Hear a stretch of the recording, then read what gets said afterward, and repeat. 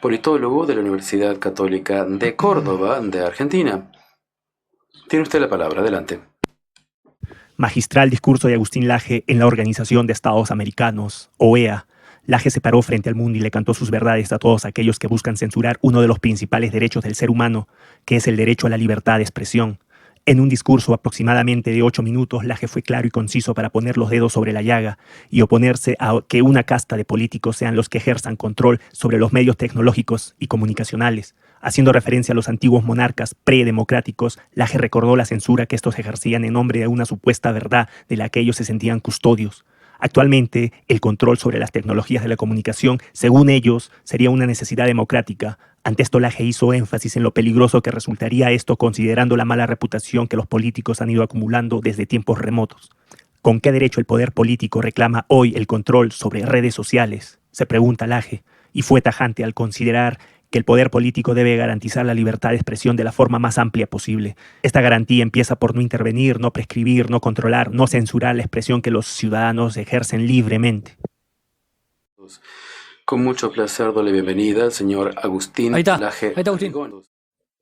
Saludo cordialmente al señor secretario general adjunto Néstor Méndez, al señor presidente del Consejo Permanente de la OEA, embajador Víctor Fernández, al Grupo Voluntario de Seguimiento de la Carta Democrática Interamericana, a las delegaciones de los Estados miembros y demás autoridades presentes.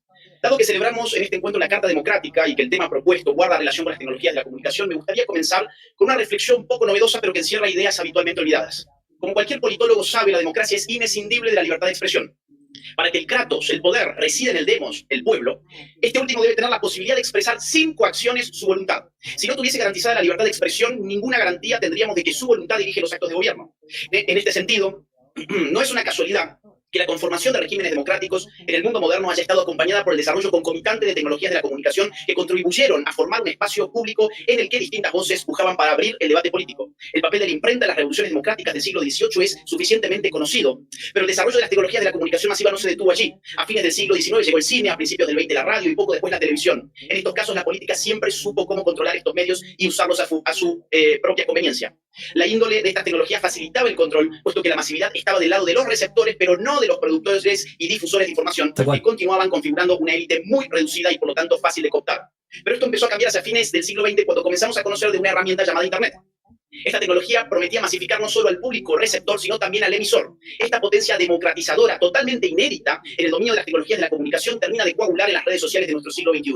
Advierto con enorme preocupación la reacción de una buena parte del poder político ante los efectos de esta democratización comunicacional. Esa reacción manifiesta una voluntad de control político sobre esta tecnología. Hasta cierto punto sus argumentos no parecen muy distintos de los que presentaban los monarcas absolutos de siglos predemocráticos cuando explicaban la necesidad de la censura y el control de las publicaciones en nombre de la verdad que ellos aseguraban custodiar. La novedad de nuestros tiempos consiste en que todo esto muchas veces procure hacerse también en nombre de la democracia. Dicho en breve, que el poder político incremente su control sobre las tecnologías de la comunicación sería esta vez una necesidad democrática. Vaya curiosidad.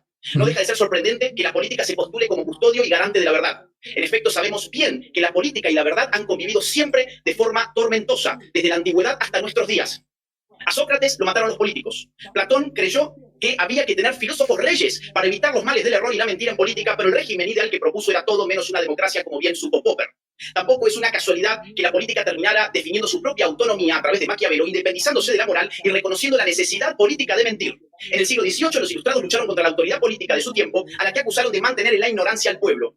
Los siglos XIX y XX no fueron mejores, fueron los siglos de las ideologías políticas, entendidas como discursos mistificadores y engañosos, y los totalitarismos se convirtieron en verdaderas máquinas de mentir, como tan bien lo viera Hannah Arendt. Por cierto, esta última siempre le llamó la atención que la sinceridad jamás hubiera sido en Occidente considerada una virtud política. No creo, sin embargo, que haga falta dar todos estos rodeos y hacer estos repasos tan apretados para constatar que los políticos se han ganado con justicia la fama de ser amigos de la mentira, no solo en nuestra época, sino en general. Que los políticos habitualmente mienten es algo que los ciudadanos saben por experiencia propia. Entonces, ¿con qué derecho el poder político hoy reclama su control sobre las redes sociales en nombre de la lucha contra la desinformación y la mentira? El poder político en una democracia que sea algo más que un mero rótulo debe garantizar los márgenes más amplios posibles para la libertad de expresión. Esta garantía empieza por no intervenir, abstenerse de prescribir, controlar, censurar y dirigir la expresión de los ciudadanos. El único límite legítimo debe ser puesto en las expresiones cuyo objeto es la instigación, promoción o coordinación de delitos. Pero esto ya está contemplado en nuestros códigos penales. En lo que a la verdad respecta, esta es una aspiración que se consuma en el intercambio comunicativo libre. Toda traba que el poder político imponga sobre ese intercambio libre es un atentado contra las condiciones de posibilidad de la verdad, incluso allí donde lo que se impide supuestamente es la mentira. Quien vio esto de manera magistral fue John Stuart Mill, quien aseveró que toda censura implicaba robarle a la humanidad, porque si lo que se censuraba era cierto, la humanidad perdía en efecto una verdad, y si lo que se censuraba era falso, la humanidad perdía una oportunidad para reafirmar la verdad en su choque con el error. Ante esto es curioso que ciertos jueces hayan invocado recientemente al mismo Mill para justificar la censura en redes sociales, un verdadero disparate.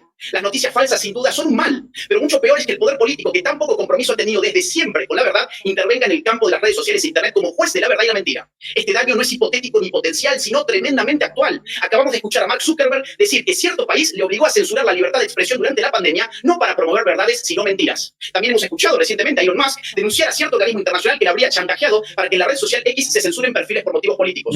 Ni qué decir de países de nuestra región que actualmente han dejado a sus usuarios sin acceso a redes sociales. La libertad de expresión es un derecho humano reconocido en el artículo 19 de la Declaración Universal y el 13 de la Convención Americana.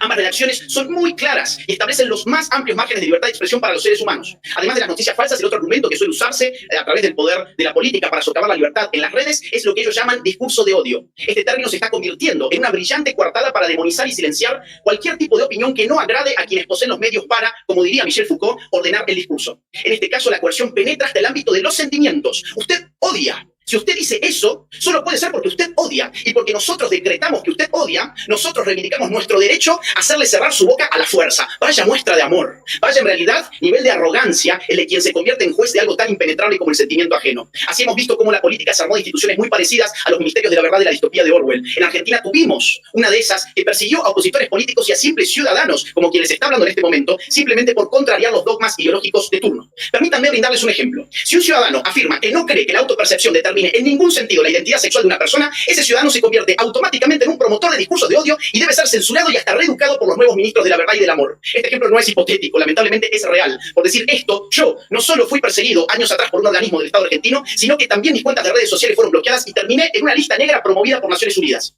Ustedes hoy se preguntan qué políticas públicas y qué prácticas estatales pueden servir para combatir las noticias falsas y los discursos de odio en Internet. Yo quisiera decirles, la libertad de expresión nunca estuvo exenta de errores y confrontaciones. La libertad jamás ha sido gratuita. Sin embargo, el precio que significa el riesgo de la difusión de mentiras y de expresiones que nos desagradan es mucho menor que el costo de hacer intervenir a los políticos en el delicado campo de la libertad de expresión. En materia de libertad de expresión, la mejor política pública es la que saca a la política de la comunicación pública. No creemos que los políticos deban ser jueces de lo verdadero y de lo falso y nos echamos a temblar con la sola idea de que puedan ellos mismos considerarse jueces del amor y del odio. Muchas gracias. Tremendo.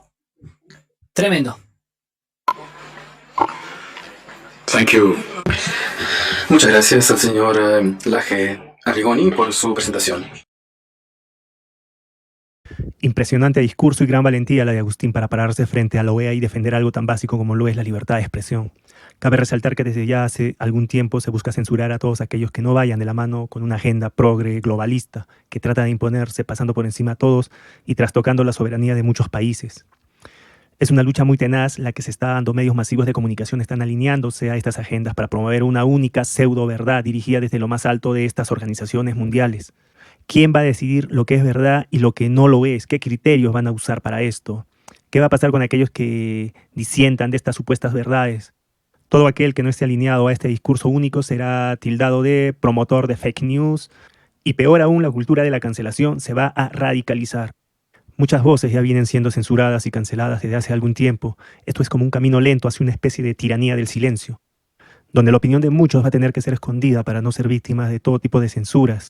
El trabajo que hace Agustín, como el de otros personajes e influencers, es denodado y merece todo el apoyo y respeto para poder seguir en pie de lucha.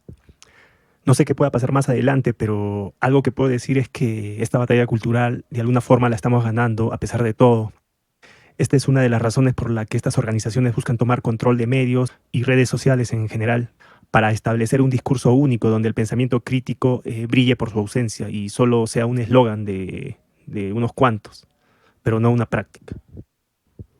Bueno, quiero terminar este video agradeciendo a toda la gente que se está suscribiendo al canal y a todos aquellos que están compartiendo y comentando esta página.